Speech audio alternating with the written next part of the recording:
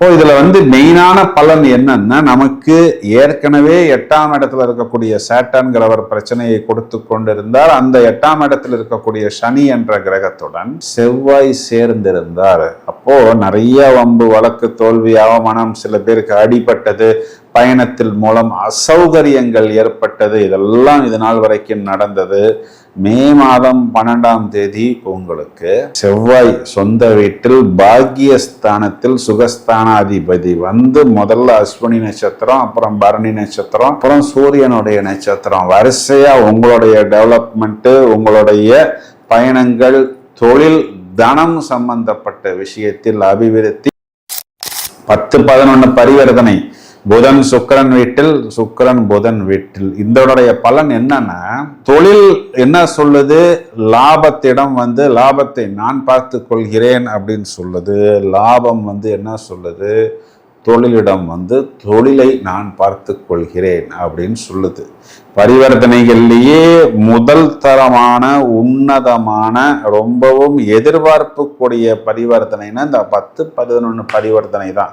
இன்னும் வீணா போன பரிவர்த்தனை எல்லாம் நமக்கு ஒன்றும் நல்லது ஏற்படுத்தி கொடுக்காது. தொழில் ஸ்தானாதிபதி லாபத்தை பார்த்து கொள்கிறார், லாபஸ்தானாதிபதி தொழிலை பார்த்து கொள்கிறார். அப்போ நம்ம என்னத்தை பார்க்கலாம்னு, லாபத்தை பார்க்கலாம், ரூபா நோட்டை பார்க்கலாம், பேங்க் பேலன்ஸை பார்க்கலாம், அனுகூலமான பலன்களை நாம் சந்தோஷமாக பார்க்கலாம். வருடாந்திர கிரகங்களும் நமக்கு பிளஸ், மாதாந்திர கிரகங்களும் நமக்கு பிளஸ்.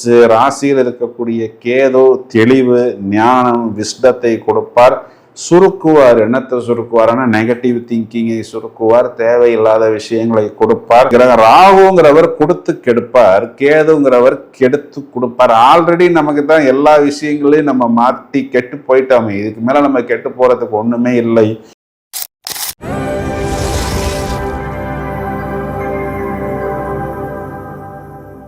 நாம் ஆர்வத்துடன் எதிர்பார்த்து காத்திருக்கக்கூடிய மே மாசத்துக்குண்டான பலன்களை விவரமாக பார்க்க போகிறோம். என்ன ஸ்பெஷாலிட்டினா, செவ்வாய் மார்ஸ் என்ற கிரகம் சொந்த வீட்டில் இருக்கிறது. சொந்த வீடு 8ஆம் பார்வையாக விருச்சிகத்தை பார்க்கிறது. முதலில் சுக்கிரன் சொந்த வீட்டில் இருக்கிறது, பிறகு சுக்கிரன் புதனின் வீட்டில், புதன் சுக்கிரனின் வீட்டில் 2-3 பரிவர்த்தனை என்ற அமைப்பில் வருகிறது. இதையும் தவிர சூரியன் என்ற கிரகம் வைகாசி மாதத்தில் ரிஷபராசியில் சூரிய புத சஞ்சாரம், சூரியனுக்கு சனி பார்வை. சோ இந்த அவ்வளவு கிரக நிலைகளையும் வைத்துக்கொண்டு முதலில் பலன்களை பார்ப்போம். சிம்ம ராசிக்கு இந்த பலனை ரொம்பவும் நுணுக்கமா பார்க்கணும். எப்படி நுணுக்கமா பார்க்கணும்னா, ராசியில கேது, 7ல ராகு. 7ல இருக்கிற ராகு பொதுவா சிக்கல் பண்ணுவாரு, ஆனா அந்த ராகுவை குரு பார்க்கிறார். அப்போ குரு பார்க்க கோடி நன்மை அப்படிங்கிறது மட்டும் இல்லாம அந்த ராகுவோடைய நெகட்டிவ் வைப்ரேஷன்ஸ் எல்லாமே உங்களுக்கு கிளியர் ஆகி, தொடர்புகள் சம்பந்தப்பட்ட விஷயம், 7ஆம் இடம் குறிகாட்டக்கூடிய நட்பு சம்பந்தப்பட்ட விஷயம், லைஃப் பார்ட்னர் சம்பந்தப்பட்ட விஷயத்துல எல்லாம் பாசிட்டிவ் வைப்ரேஷன்ஸை ராகு ஏற்படுத்தி கொடுப்பார். இதுல மெயினான பலன் என்னன்னா, நமக்கு ஏற்கனவே 8ஆம் இடத்துல இருக்கக்கூடிய சேட்டன்கிறவர் பிரச்சனையை கொடுத்து கொண்டிருந்தார். அந்த 8ஆம் இடத்தில் இருக்கக்கூடிய சனி என்ற கிரகத்துடன் செவ்வாய் சேர்ந்திருந்தார். அப்போ நிறைய வம்பு வழக்கு தோல்வி அவமானம், சில பேருக்கு அடிபட்டது, பயணத்தில் மூலம் அசௌகரியங்கள் ஏற்பட்டது, இதெல்லாம் இது நாள் வரைக்கும் நடந்தது. மே மாதம் 12ஆம் தேதி உங்களுக்கு செவ்வாய் சொந்த வீட்டில் பாக்கியஸ்தானத்தில் சுகஸ்தானாதிபதி முதல்ல அஸ்வினி நட்சத்திரம், அப்புறம் பரணி நட்சத்திரம், அப்புறம் சூரியனுடைய நட்சத்திரம், வரிசையா உங்களுடைய டெவலப்மெண்ட், உங்களுடைய பயணங்கள், தொழில், தனம் சம்பந்தப்பட்ட விஷயத்தில் அபிவிருத்தி. இந்த பக்கம் 10ஆம் இடத்தில் திக்பலத்தில் இருந்த சூரியன், உங்களுக்கு 10ஆம் இடத்தில் உச்ச பலத்தில் இருந்த சூரியன், 9ஆம் இடத்தில் உச்ச பலத்தில் இருந்த சூரியன் 10ஆம் இடத்தை திக்பலத்தில் அமர போகிறார். அவர் அதே சொந்த நட்சத்திரம். அப்போ உங்களுடைய டெவலப்மெண்ட், பிறகு அவர் சந்திரனுடைய நட்சத்திரம், வெளிநாட்டு தொடர்பு, அதன் மூலம் ஆதாயம், பிறகு அவர் செவ்வாயுடைய நட்சத்திரம், உங்களுடைய வீடு, கம்ஃபர்ட், லாபம், பாக்கியம் சம்பந்தப்பட்ட அனைத்து விஷயங்களையும் உங்களுக்கு தூக்கி கொடுக்க போகிறார். 10-11 பரிவர்த்தனை, புதன் சுக்கிரன் வீட்டில், சுக்கிரன் புதன் வீட்டில். இதனுடைய பலன் என்னன்னா, தொழில் என்ன சொல்லுது, லாபத்திடம் வந்து லாபத்தை நான் பார்த்து கொள்கிறேன் அப்படின்னு சொல்லுது. லாபம் வந்து என்ன சொல்லுது, தொழிலிடம் வந்து தொழிலை நான் பார்த்து கொள்கிறேன் அப்படின்னு சொல்லுது. பரிவர்த்தனைகள்லேயே முதல் தரமான உன்னதமான ரொம்பவும் எதிர்பார்ப்புக்கூடிய பரிவர்த்தனைனா இந்த 10-11 பரிவர்த்தனை தான். இந்த வீணா போன பரிவர்த்தனை எல்லாம் நமக்கு ஒன்றும் நல்லது ஏற்படுத்தி கொடுக்காது. தொழில் ஸ்தானாதிபதி லாபத்தை பார்த்து கொள்கிறார், லாபஸ்தானாதிபதி தொழிலை பார்த்து கொள்கிறார். அப்ப நம்ம என்னத்தை பார்க்கலாம்னு, லாபத்தை பார்க்கலாம், ரூபா நோட்டை பார்க்கலாம், பேங்க் பேலன்ஸை பார்க்கலாம், அனுகூலமான பலன்களை நாம் சந்தோஷமாக பார்க்கலாம். கண்டிப்பா 100% சிம்ம ராசிக்கு இது வேணும். ஏன் இவ்வளவு தேவைப்படுது அப்படின்னா, இவ்வளவு நாள் எங்கேயோ போய் நல்லா வாங்கிட்டு வந்திருக்கிறான்ப்பான்னு ஒரு ஜோக்ல சொல்லுவார் பாருங்க வடிவேல் சார். அந்த மாதிரி அவ்வளவு வாங்கிட்டு வந்திருக்கிறார்கள். அதுல நிறைய கடனும் வம்பு வழக்கம் அடியும் உதையும் தோல்வியும் தான் இருக்கிறது. இந்த லாபம் அவர்களை கண்டிப்பாக சமாதானப்படுத்தும், சந்தோஷப்படுத்தும். ஏன் அப்படின்னா, லாபஸ்தானத்தில் குரு சுக்கிரன் சேர்க்கை, ரெண்டுமே ஒளி கிரகம், ரெண்டுமே நிதி கிரகம். இதுல ஒன்னு தங்கத்தையும் ஒன்னு வெள்ளியையும் குறி காட்டுகிறது. இது லாபஸ்தானத்தில் வந்து அமர்ந்து இதுல வந்து உங்களுக்கு குரு வெற்றியை பார்க்கிறார். 5ஆம் இடத்தை 2 கிரகங்களும் பார்க்கிறது. உங்களுக்கு 7ஆம் இடம் சொல்லக்கூடிய லைஃப் பார்ட்னரை இதில் குரு பார்க்கிறார். அப்போ லைஃப் பார்ட்னர் மூலமாகவும் ஆதாயம். வருடாந்திர கிரகங்களும் நமக்கு பிளஸ், மாதாந்திர கிரகங்களும் நமக்கு பிளஸ். ராசியில் இருக்கக்கூடிய கேது தெளிவு, ஞானம், விஸ்டத்தை கொடுப்பார். சுருக்குவார். என்னத்தை சுருக்குவார்னா, நெகட்டிவ் திங்கிங்கை சுருக்குவார், தேவையில்லாத விஷயங்களை கொடுப்பார். ராகுங்கிறவர் கொடுத்து கெடுப்பார், கேதுங்கிறவர் கெடுத்து கொடுப்பார். ஆல்ரெடி நமக்கு தான் எல்லா விஷயங்களையும் நம்ம மாற்றி கெட்டு போயிட்டோமே, இதுக்கு மேல நம்ம கெட்டு போறதுக்கு ஒண்ணுமே இல்லை. தெளிந்த ஞானத்தையும் தீர்க்க தரிசனத்தையும் சமயோஜிதத்தையும் இந்த வழியில் நாம் பயணித்தால் நாம் வெற்றி பெற முடியும் அப்படிங்கிற அளவுக்கு நமக்கு ஒரு நல்ல சித்தாந்தத்தை, ஒரு ஐடியாலஜியை, பிராக்டிக்கல் நாலேஜை நமக்கு கேது கொடுப்பார்.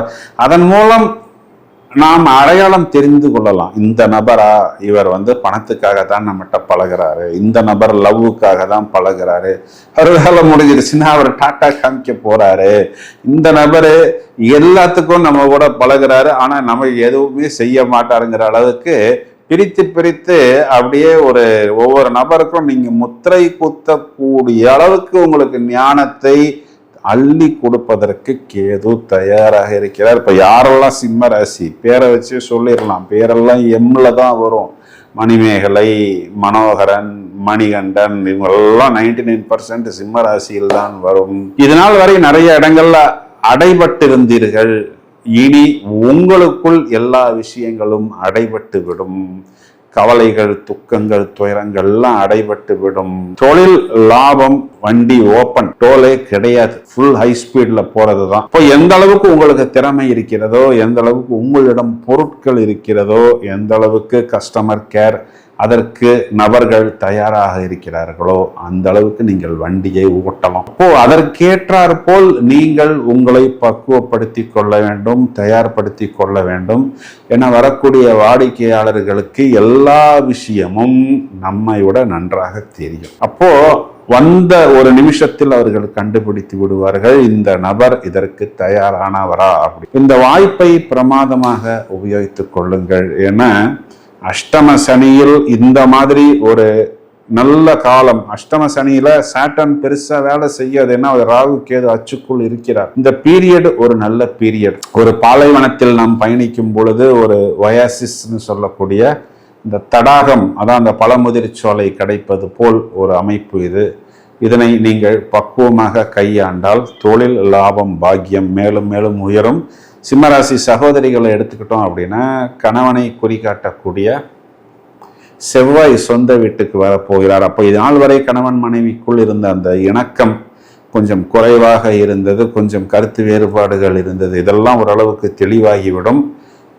வயதில் மூத்த நபர்கள், லாபத்துல 2 கிரகம் புதனும் சுக்கிரனும். அப்போ என்னன்னா, கொஞ்சம் உடம்புல வெயிட் போடாத அளவுக்கு நீங்கள் பார்த்துக்கணும். அதற்குண்டான சந்தர்ப்பங்கள் நிறைய ஸ்வீட் எடுத்துக்கொள்வது, ஃபங்க்ஷன்ஸ் போவது, இதெல்லாம் நிறைய கெட் டுகெதர் இதெல்லாம் ஏற்படக்கூடிய காலகட்டம். இதனை மட்டும் நீங்கள் பத்திரமாக பார்த்து கொண்டால் அதுவே போதுமானது. மாணவர்கள் கண்டிப்பாக கல்வியில் ஒரு நல்ல ஒரு தேர்ச்சி அப்படிங்கிறது சிம்ம ராசிக்காரர்கள் பெறுவார்கள். ஏன் அப்படின்னா சூரிய புதிய ஆதிபத்தியம்ங்கிறது உங்களுக்கு 10ஆம் இடத்துக்கு வரப்போகிறது. அதாவது உங்களுடைய தொழில் ஸ்தானத்திற்கு ராசியாதிபதி தனஸ்தானாதிபதி, அந்த தனஸ்தானாதிபதி தான் புத்திகாரகன். அப்போ தொழிலில் உங்களுடைய நாலேஜை நீங்கள் வெளிப்படுத்துவதற்கு தேவையான விஷயங்களை நீங்கள் கிரகித்துக் கொள்வீர்கள். அதன் மூலம் தொழிலமையும். அரசாங்கம் சம்பந்தப்பட்ட வேலை வாய்ப்பாக இருந்தால் அதிலும் கூட கண்டிப்பாக ஒரு ஆதாயத்தை பெற முடியும். தேடி பார்க்கிறோம் அப்படின்னா அந்த அஷ்டம சனிங்கிற ஒரே ஒரு மைனஸ் பாயிண்ட், சனிக்கிழமைகளில் பெருமாள் வழிபாடு, ஆஞ்சநேயர் வழிபாடு, நரசிம்மர் வழிபாடு நல்ல ஒரு அபிவிருத்தியை ஏற்படுத்தி கொடுக்கும். ஏதாவது ஒரு வாய்ப்பு கிடைத்தால் நீங்க என்ன பண்ணலாம் அப்படின்னா பேட்டன், அதாவது திருநள்ளாறு சனீஸ்வர பகவானுக்கு திருநள்ளாறு சென்று நலத்தீர்த்தத்தில் நீராடி அன்னதானம் செய்வது, மேலும் அபிஷேகம் செய்வது. பொதுவான கோயில்கள் எல்லாம் சில இடத்துல கலெக்டிவா சுதர்சன ஹோமம் பண்ணுவார்கள், பெருமாளுக்கு செய்யக்கூடிய யாகம். அதுல உங்களால் முடிந்த ஏதாவது ஒரு சின்ன பங்களிப்பு, எதுவுமே முடியலன்னா அட்லீஸ்ட் அதுக்கு கொஞ்சம் துளசி வாங்கி கொடுப்பது. இந்த மாதிரி நீங்களே ஒரு டிவைன் ரூட்ல ஃபாலோ பண்ணிக்கிட்டே வந்தீங்க அப்படின்னா இந்த சாட்டனுடைய நெகட்டிவ் வைப்ரேஷன்ஸ் பெரிதாக ஒரு தாக்கத்தை உங்களுக்கு ஏற்படுத்தி கொடுக்காது. But for this small minus point நிறைய பிளஸ் பாயிண்ட்ஸ் சிம்ம ராசிக்கு தூக்கி கொடுப்பதற்கு தயாராக இருக்கிறது. இதனை பிரமாதமாக உபயோகித்துக் கொள்ளுங்கள். இப்ப நாம் இவ்வளவு நேரம் பார்த்த இந்த பலன்களுக்கான கிரக நிலைகளை பார்க்கும் பொழுது மே மாதம் 12ஆம் தேதி செவ்வாய் என்ற கிரகம் மீன ராசியில் இருந்து மேஷ ராசிக்கு வந்து ஆட்சி பலம் பெறப்போகிறது. மே மாதம் 14ஆம் தேதி இது நாள் வரை சொந்த வீட்டில் இருந்த சுக்கிரன் என்ற கிரகம் புதனின் வீடான மிதுன ராசி மண்டலத்துக்குள் பிரவேசம் செய்கிறார். இதையும் தவிர மே மாதம் 15ஆம் தேதி, அதாவது வைகாசி மாதத்தின் தொடக்கத்தில் சூரியன் புதன், சூரிய புத ஆதிபத்தியமாக இது நாள் வரை மேஷராசியில் உச்சமடைந்திருந்த அந்த சூரியன் என்ற கிரகம் ரிஷபராசி மண்டலத்துக்குள் அமர்ந்து சாட்டனின் பார்வையை பெறுகிறார். அப்போ புதன் சுக்கிரன் பரிவர்த்தனை, குரு சுக்கிரன் சேர்க்கை, செவ்வாய் என்ற கிரகம் ஆட்சி பலம், சனி என்ற கிரகத்தின் பார்வை சூரியன் மேல். குறிப்பா அரசாங்கம் சம்பந்தப்பட்ட விஷயத்தில் மட்டும் அனைவருமே கவனமாக இருப்பது புத்திசாலித்தனம். வருடாந்திர கிரகங்கள் ராகு, கேது, சாட்டர்ன், இதில் எந்த விதமான மாற்றமும் இல்லாமல் மே மாதம் முழுவதுமே ராகு என்ற அச்சின் மீது குருவின் பார்வை வந்து விடுகிறது. மேலும் நிறைய பதிவுகள் தயாராகி கொண்டிருக்கின்றன. தொடர்ந்து இணைப்பில் இருங்கள். வாழ்த்துக்கள். Thank you friends.